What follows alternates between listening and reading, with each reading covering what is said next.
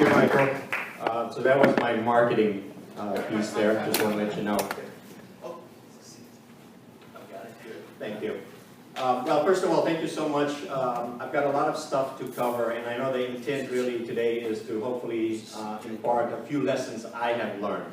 And believe me, I have learned a lot. These gray hairs here are proof.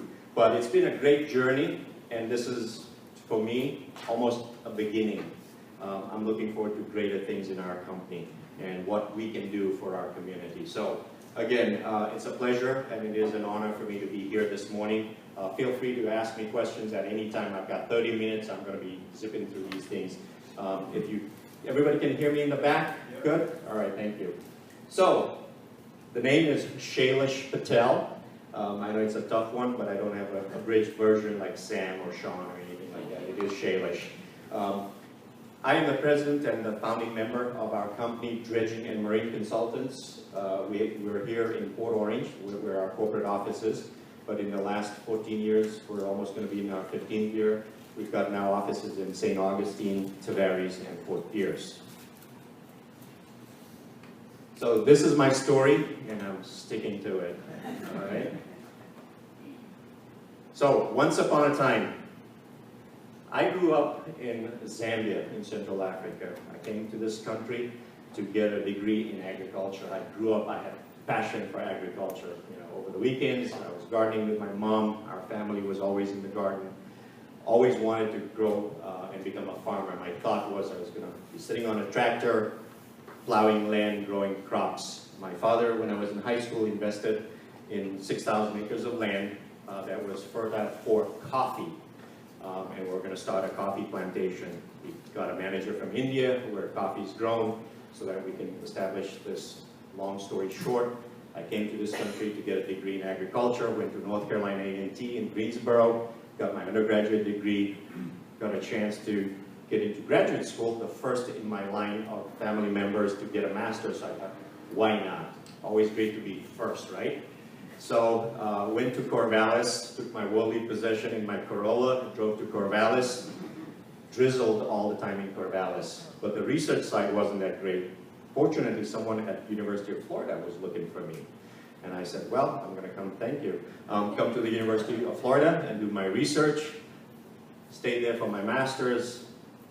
Got an opportunity for the doctorate work. Wrote a grant for the phosphate industry, which is pretty big in Central Florida. How many of you know that we have one of the largest phosphate producing? There are quite a few. Great. So I worked on the phosphogypsum stack for my doctorate.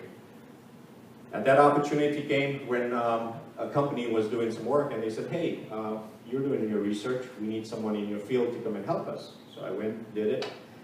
After the summer, a month later, they called me, made me an offer. I couldn't refuse. So I stuck around. Joined the company. A few years later, they said, hey, we want you to grow, expand our offices. Would you move to Daytona? I said, sure, why not? Give it a shot. So I moved here. That's how I got to Daytona, from Lakeland to Daytona. Settled in Port Orange, and then about 3 years later, the company was changing management, and they said, hey, we want to merge our offices. Would you move to Orlando? I said, no way. And we moved to Port Orange. So the number one thing that was important for me and my wife was good schooling. Our boys were 8 and 6, and having a good high school that would get them to a good college was most important. So the IB program. In my life, my mom and dad. My dad has had 6 businesses that he started from scratch in Zambia, all successful, all different industries. So I said, Dad, what do you think? He says, yeah, you've been doing this for 8 years, you've built a good client list, give it a shot. What's the worst thing that'll happen to you if you don't succeed? I said, well, I'll get another job. He says, there we are, you'll be exactly where you are today. But he said, what if you become successful? What if you can do the things that you want in life? That stuck in my mind. So, 2002, started my business, registered. By the way, we are very passionate about muck. We think muck is a beautiful thing, okay? I want you to remember that. You forget everything, remember this. We're so passionate about muck, and I'll tell you, I know most of you are thinking, like, this guy's crazy. We even printed a t-shirt, because that's how passionate we are. And it's all related to dredging, right? The art of taking sediments out of the water canal and navigation areas. what's unique in the name? So the name Dredging and Marine, why did I call it Patel and Associates or something? We are civil engineers, but Dredging and Marine, there was not another company. I looked all over the US. Doesn't have a name like that. So straight away when people see Dredging and Marine, if they want to dredge a canal, they want to dredge navigation, municipalities, etc., and they want to do anything on the marine side, hey, who are you going to call, right? Like the Ghostbusters, you're going to call us, Dredging and Marine. Interesting story about, by the way, Dredging and Marine. So when we came up with this logo, DMC, my 8-year-old was like, hey Dad, it's like Run DMC. I said, yeah, you know what? Great, we can use that in our marketing piece so people will remember us. And the logo actually was designed, I'll go back quickly. What you see, the way it's kind of set up was actually designed by my 2 sons and my mom. So I'm very, very sentimental about that logo. It means a lot to me. But that's how the name Dredging and Marine, because we wanted to be a niche civil engineering firm so that larger firms, global firms, whoever, when they wanted to do anything like this related to in Florida, they would look us up. And it has worked for 14 years for us. So that's why the name Dredging and Marine. The proposition is we understand. The value is that we understand the harsh environment, the salt, the corrosion, the hurricanes, what impacts it has on structures. So that is what makes us unique, and it has served us well. So we're a multidisciplinary engineering firm. We've grown, and I'm going to show you some of the areas that we have expanded, and I'm just going to quickly go through it to kind of give you a flavor, because you start off with a concept, and then next thing you know, I can do this, I can do that, I can do the other, and then you broaden yourself. And that's how we've kind of grown, right? But we started in 2002. In about 2 weeks, we'll be in our 15th year. So, we've passed all the litmus tests of companies that aren't going to succeed or what challenges. But I think this is for us just the beginning. So the most important thing, this is fundamental to me. I'm the owner of the company, right? So the first thing I tell all my staff is, if there's no DMC, I am unemployed, right? So that's never going to happen. Whatever I need to do to make my business successful, because it is my business that keeps my lifestyle going, right? And we develop my business on a different sort of platform. It's not about you have engineering talent or ecological talent. It's about what lifestyle do you want? What is important to you? When I interview people, I ask them, tell me a little bit about yourself. Where do you want to be in 5 to 10 years, and what's most important to you? And if your lifestyle meets what we think we can provide you, we'll have another conversation. If you want to make $100,000, $1 million, whatever, this is not the time right now. We might get there someday, but not today. So that is very important. So we offer employment based on lifestyles, okay? But these are very basic, fundamental, and the foundation of our company. This is what I believe in. We've added a few: respectful, accountability rather, innovation. Those are things that we have added as a group, because as you grow, you learn sometimes you become a human resources director as opposed to a business owner only. So these are important to us. Obviously, there's a bigger purpose. Why are we in business? And you all need to think about, when you start thinking about businesses, how many of you actually own a business? Most of you. How many have you been in business for under 5 years? Quite a few. Okay. So, what's your purpose? Very important. You should know and you should believe in it. And ours is sharing the joy, right, of knowing that we have done things or responsibly benefited the public and the communities. So when we build something, our clients are happy. That's what they wanted. The community wanted that. They're happy about it. We're happy about it. If we build something, our clients are not happy about the final product, nobody's happy, right? So that's very important to us. And every project is built that way. We talk about in the business world, you've got to have a mission, you've got to have a vision. When I started, honestly, I'll tell you all right, I'll write something, look at it and see what others have written, plaster it on the wall, see what sticks, and hopefully, no. I tell you what, it makes a difference. So about 3 years ago, I got all my staff together and said, we're going to reinvent our mission or tweak it. And I want to make sure that everybody buys into it, because you better speak up if you're not happy with anything. So we came with listen and understand, very important to us in our mission. selflessly facilitate, right? So when we help our clients, sometimes it's not about, I'm going to send you an invoice right after I speak with you for 5 minutes. I will help you if it helps your cause. I know somewhere down the line, you might come back to me with a project, or you may refer me to somebody, but that's something that may happen.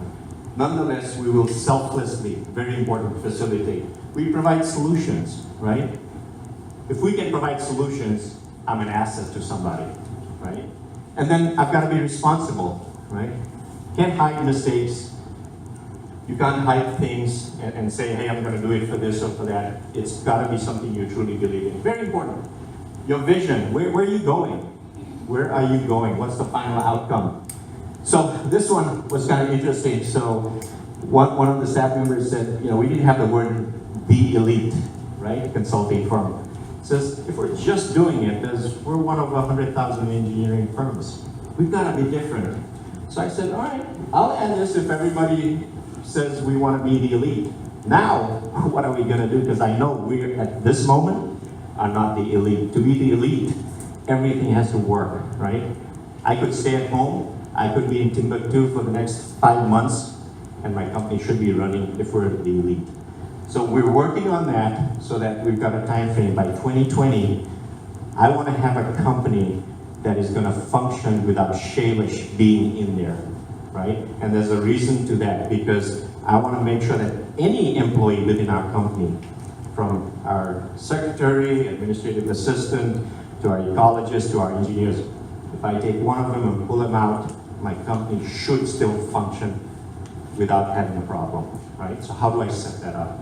Very important. And that's a challenge you will have as a startup, because you don't have the funding, and I'm going to talk about that in a little bit. So here are the service disciplines we do. We do a lot of things for a small company, everything from initial planning all the way to the construction of the project. We don't do the actual construction, but we inspect and make sure that things are done according to the technical specifications we provide. Even in dredging, there's specification. So these are the few. So I'm just going to quickly kind of go through these. As we started growing the company, we started adding some of these things within, some of these areas of what we do within the company, because we saw it as a potential. We have a marina here. Suddenly a hurricane comes, a couple of docks get dislodged. We can do inspection for your marina. That's a service we provide. We've got engineers who design it. We can definitely look and do inspection. Suddenly there's, 60 marinas on the East Coast.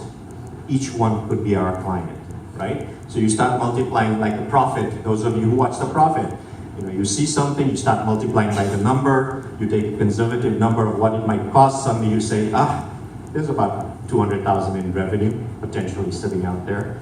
What can I do? A lot of things in the environmental arena that we do. We do work that is under the water, above ground. We move gopher tortoises around. We need agents, believe it or not. So there's a lot of things that we do, and all these things have grown in the last 14 years to make us a company that can do a lot of different things. But we're still dredging and marine consultants, right? So this is just to kind of quickly give you an idea of the different things that we do, from sediment removal to seawalls, docks, civil engineering. We even assist our clients with grants. We understand early on, if they have money, they can give us money to do the design. So how do we help them? One step back and say, if we can help them find grants, build the project that they want, get the funding for them, work with them, then at the end of the day, when they want to actually design, who are they going to call? They're going to call us, because we'll help them with that, hopefully, right? So you always have to look at opportunities. The value proposition, what does it mean to our clients, right? So one of the things, being a small company, so I'll give you an example, the spectrum. We have 10 people in our company, right, in the 4 offices. Our competition is a global company that has now, it's the world's largest, 95,000 worldwide. When they put stars on the map of Florida, they just cover the map, all right? So that's who we compete with, global companies, 95,000. They can bring anyone and everyone. But what's unique about us? So here's what's unique. We provide consistency in staff. Our clients have known over the last 14 years, knock on wood, I'm still healthy, so they're consistently going to get the same staff members that they've been happy with. And we keep in touch with them, right? So that's important. Building good rapport with regulatory agencies, because every project we do has to get permitted. We understand their issues, and so we try and work with them to find solutions. And when we do that, right, they bend over backwards to help us find a solution to get our permits. So it works for us, it works for them. Right? Passionate. I am passionate about muck. I will go anywhere there is muck. I will be happy to help you because it's important to us. And believe it or not, my background in soil and water is what led to dredging, right? Remember I told you I was in agriculture? So it's understanding soils, it's understanding water chemistry. No different in sediments in the water. So most people thought like, ooh, this black ooze, ooh, nasty, what are we gonna do? But I understood it. You know, we read, right, Indian River Lagoon polluted, nitrogen, phosphorus. Well, if I'm turf grass, Bahia, Bermuda, golf course, I'm happy if I'm grass. I'm like, ooh, nutrients, nutrients, nutrients, give me more muck, right? Because it's a source, it's a resource. It's like topsoil. So that's what I saw and said, we need to get into muck dredging that nobody wants to get into because there is a potential. If we can find a use for this material, we can show it's not bad stuff. It has nutrients. It's like a fertilizer. Only it's not chemical, it's there, right? So we're very passionate about it. Stay in touch with clients. Here's the one lesson I will give you, whether you're a startup or been in business for a long time. Stay in touch with your clients. Doesn't matter who the client is or how big they are. It matters because you build personal relationships. When you're in front of them constantly and someone's looking for something that you do, you're the first one that's in their mind, right? It was so unfortunate that in the previous company that I worked for, our CEO would never meet my clients. You know, they just wouldn't. It's like, yeah, you're taking care of it. I always felt it was important for my owner to come to a client and say, hey, we're doing this work for you. Hopefully we're doing everything. Is Shailesh doing a good job for you? Please let us know anything I can do. It feels good. If you were seeking something and the doctor, let's say you went for a surgery and the doctor came to you and they sat down and took a few minutes to talk to you, wouldn't you feel a little more comfortable? Rather than a nurse coming to you and say, yeah, vital signs are good, great, did you take your medication? Yep, okay, good, thanks, gone. And you're thinking like, how am I doing? But if they take that moment to talk to you, it matters. And that's how you build a relationship, and it's worked for me. That's all I can tell you. I make sure that I meet with my clients once a month. I call them, I send them an article via email if I collect intel. Do they like hiking? Do they like biking? Do they like surfing? Hey, surf's up in New Smyrna, look, this great article I read about surfing. I'll cut it out, I'll mail it to them. Once in a while, I'll put a handwritten note. Very important. You know, those personal communications, do it because it will make a difference in your business. Holistic approach, very important. When we do anything, even though we do a small piece of a project, we always want to know everything because we may do something that'll have an impact on the other aspect of a project. So when you start thinking about work and what you're doing, if you're in the financial business, don't just think about, oh, how much money do they have in investment? What are they thinking? How many children do they have? Do they have challenges? Where do they want to be in 5 years, 10 years? Look at a more holistic approach. People, I think, will appreciate you more so because you're looking after their well-being. No different in projects, right? When you're building something, you want to know that, hey, my engineer has looked at the big picture. I've actually gotten on projects because I've asked questions about other aspects and they say, wow, you've thought about this. Yeah, we'd like for you to just consult and look at our project and give us a QA, QC on it and see if we've missed anything. $5, $10, $15,000. You know what? It's money I didn't think about, but it's there, right? I'll take it. Provide valuable information. Like I said, if there's something that's going to help your client, send it to them. Free of charge. You know, it costs you maybe 47 cents, but send it to them. Email it to them. Let them know you're thinking about them constantly. Right? Example of what we do. I'm just going to breeze through this. So these are some of the cool projects. I love what we do because we're always on the water, right? In America, if there's one thing we like water. We build docks, we build ramps, we build seaplane marina, the only seaplane marina in Tavares. In fact, they changed their logo to America's Seaplane City. If there's a municipality who runs like a business, it is the city of Tavares. They licensed everything that deals with seaplanes because they wanted to make sure they become America's Seaplane City. We built the first seaplane marina in the state of Florida. We were very proud of it. Dredging, so that's a hydraulic dredge. We do seawalls. Mechanical dredging, basically a backhoe on a barge, take sediments out, put it on land, and then instruct away. This is a big project. This project here is my baby. This is how I started my company. I used to work with another company, started this project in 1998. I've been working on this project till today, and we're gonna do another phase, right? I love projects like this that last 15 or 20 years. But this has been my bread and butter in St. Lucie. This is a big dredging project. What you see hatched is what we're dredging. We do seagrass surveys. We build big disposal areas. What you see on the left-hand top corner, that's a 20-acre site where all the dredged material, the muck, gets pumped into, as you can see, and then it's let to be dry, and then we haul it off. This is what it looks like, gives you a perspective size of trucks and stuff in relation to the site. But this is what we design, and we've learned, so we've improved on how we design things. We do a lot of canal conveyance work, flooding issues, cleaning out the canals, how it's done. Bank stabilization, this is on the S50 structure, armoring it because it was constantly eroding away. Sun globe here, you know, blew out. We read about it in the paper straight away. I called Volusia County. I said, hey, I read about it in the paper. They're like, well, I think we've got someone who's designing it. And then after a while, they came back to us and said, well, we'd like for you to look at their design and tell us if there's something else we need to do. So we investigated, and the problem with this thing was the building that you see on the left-hand top corner, its drainage was going into the parking lot. Well, the connection was about 30 years old, and it had corroded away, and it had separated. So all the water was pushing on the wall. So you can see the kind of pressures water can put on a wall to cause it to fail. So now when you go on Sun Globe Pier and you look north and you see this beautiful wall and walkway, think of DMC. Right? This is the North Causeway in Port Orange, same thing, hurricanes came. There used to be a stormwater pond here, grown with cattails, as you can see before. There was a breach in the berm, so this pond is supposed to be a treatment area. Well, when the hurricanes came, the waves came over, started eroding from the backside, and ultimately blew away a hole in one of the areas, so we rebuilt it and armored.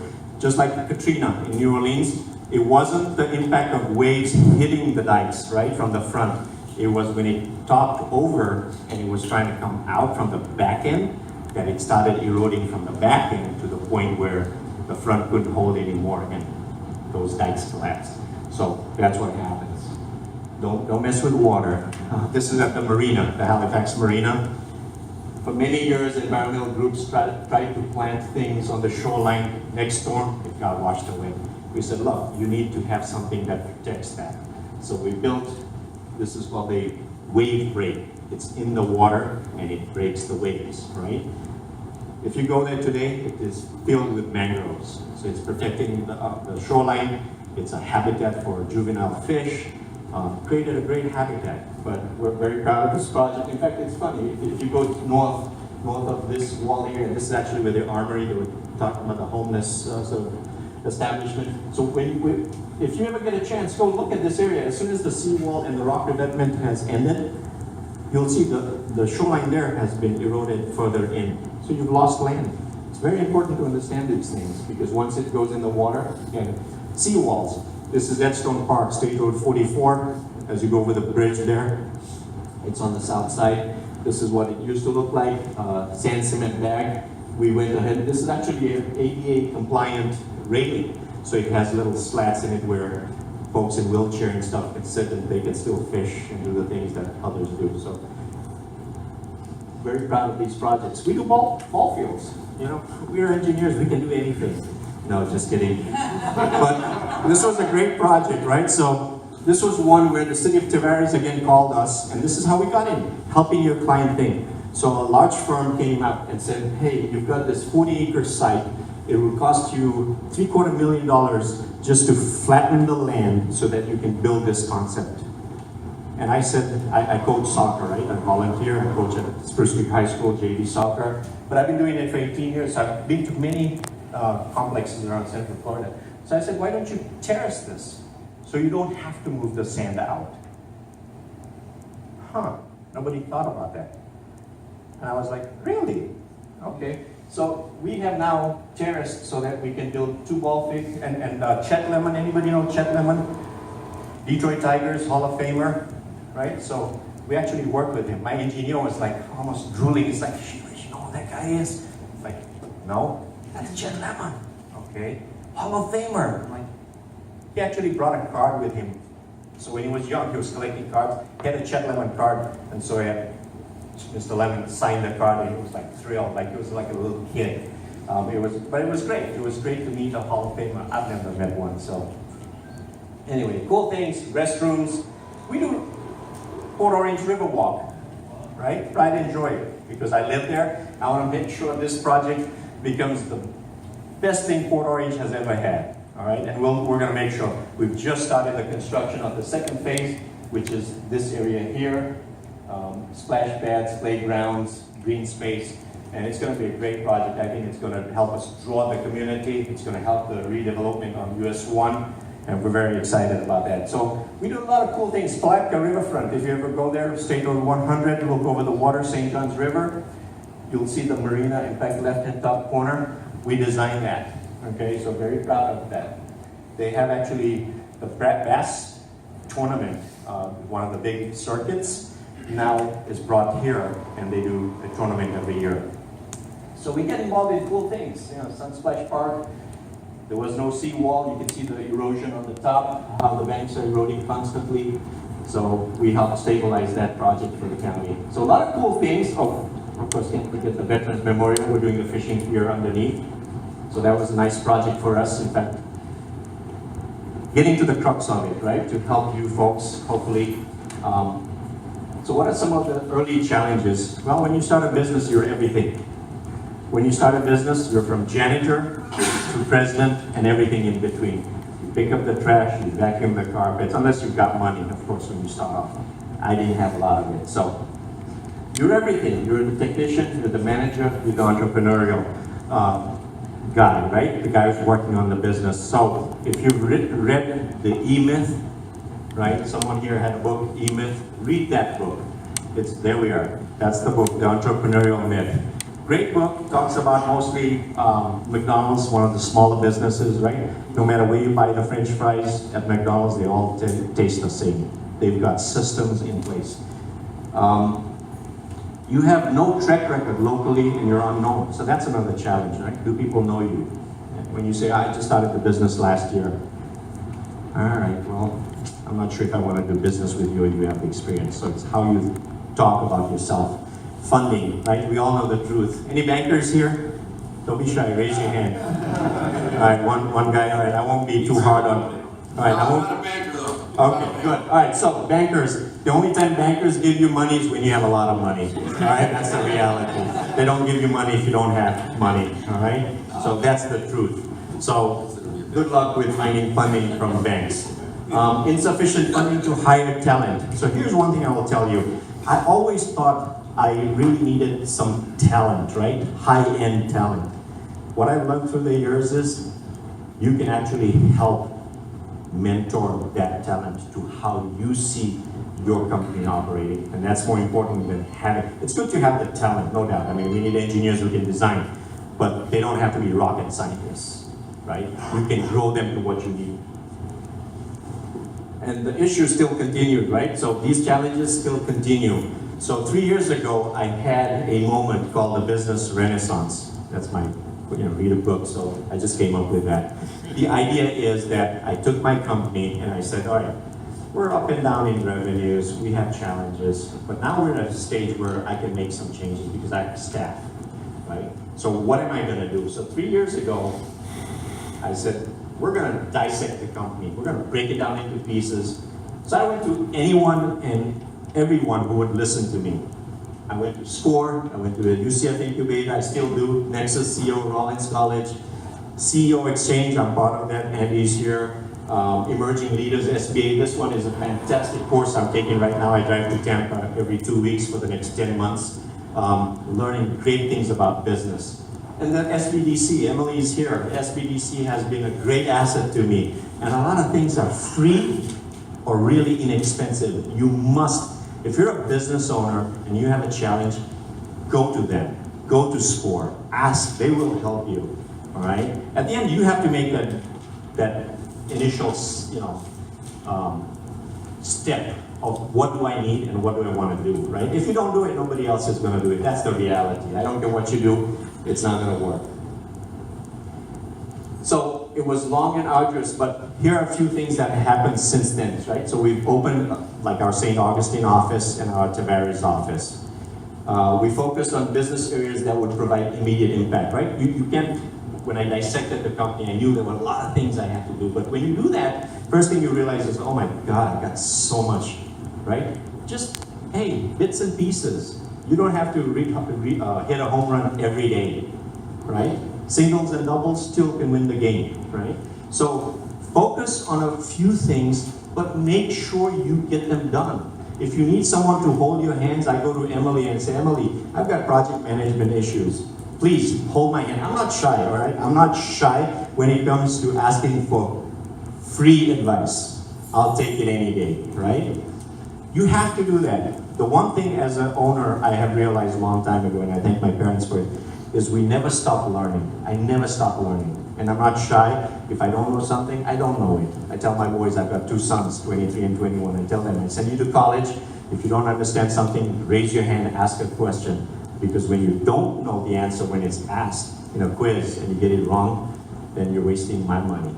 And I'm not very happy, right? So it's important that they understand, why do I do all this and why do I keep educating? There's a long-term cost for me, for our family. I want to take all that I've learned in the last 15 to 20 years, and if I can package it and teach my boys, my children, those things when they're 22, 23, 24, look at the advantage they would have. At least I think they would have an advantage, right? So I have a son who's doing his MBA. Now he's taking things that he's learning to bring into my company and said, Dad, remember we talked about this? I think you need to do this. And he's tech savvy, so it's like, great son, go ahead and prepare this spreadsheet for me and put all the formulas in there and send it back to me and I'll see if it works. But it's a two-way street, right? So use the resources you have. One thing we did was reevaluate our staff, our mission and vision, like I told you 3 years ago. So what you saw is a revamp. Our corporate culture, expectations, and accountability. This is a big word, right? You pay people, if you have staff, you pay them 40 hours a week. Do you get 40 hours worth of work? Probably not. In our industry, 20% a day is wasted on private stuff, things they want to do. Surfing. So for every 5 employees, I'm paying 1 day, right? Free of charge. I'm not getting a return on investment. We have to change the way we think, right? We're not going to be like driving them to being crazy, but you want something back, right? These are the few things we saw. Very important. Project management. I'm working with Emily. Pick on you. But she's been a great asset. Emily, raise your hand so people can see you. Emily is fantastic. If you haven't worked with Emily at SBDC and you have an issue on anything on your business, see her. She is great. She will help you. She's helping my company. Project management is the #1 thing I want to solve. Why? Because if my staff can run all the projects without me being there in the office, I love to yap a lot, so I could do the marketing and I can be on the road and generate revenue every week that comes into the business, so they are busy and they can do the things they want and we all grow. So they must do the project management for me to do the marketing, and we'll hold each other accountable because, hey, I have to generate $1 million a year to keep my business going. They have to make sure we don't lose any clients and we make 15% profits, all right? Everybody knows that in my company. You have to do it. There's no excuses. Take Fridays off, doesn't matter to me. But Monday, if something was due and it didn't get done, you're not gonna see a smile on my face because I'm gonna hold you accountable, right? So I give you the freedom, but that comes with a price. And the price is only this: meet the goals of project management. still isn't over. We're looking at creating a lean approach. Why? Because the most important thing for me right now, so I am 52 years old. When I started my company, I had a dream of what I wanted to do and where I would be, right, when I got to retirement. But I started thinking about my exit strategy. Put a lot of time in it because I knew I had to grow it. But right now, I've got 10 years that I'm thinking, I've got to figure out what I'm going to do with my company. So in the next 5 years, our goal is to have that lean, efficient running machine so that I can decide what I want to do in my exit strategy. Someone comes and says, Shailesh, I'm going to give you a few $1 million, take it and run. One option. My staff, I've got great staff, I love them. They want to grow in with the company. Maybe I offer them shares. I'll still be involved because I don't see myself like retiring and doing nothing. I'll still be involved. I can see my investments, and maybe that becomes my next 20 years of retirement. They pay me out in installments. Maybe that's a strategy, right? Or they just pay me out and say, Shailesh, here, we've got enough money. We're going to sacrifice. Here's the money we're going to give you. Be done, right? So we have options. Fourth one is my sons, right? One's doing his MBA. Maybe someday he might turn around and say, Dad, I can run your business. I might not know everything in it, but I run, working on the business. I know what it does. I can help it grow. And he might take over. And I've had that conversation with both my sons, right? I'm thinking about this. I want you to think about it. But it's not just going to be, I'm going to hand it to you because I've worked hard and there's going to be some money coming my way, right? So, but those are the things that I look for. These are my takeaways again. It's not easy to start your own business. If you're expecting others to do things for you, stop.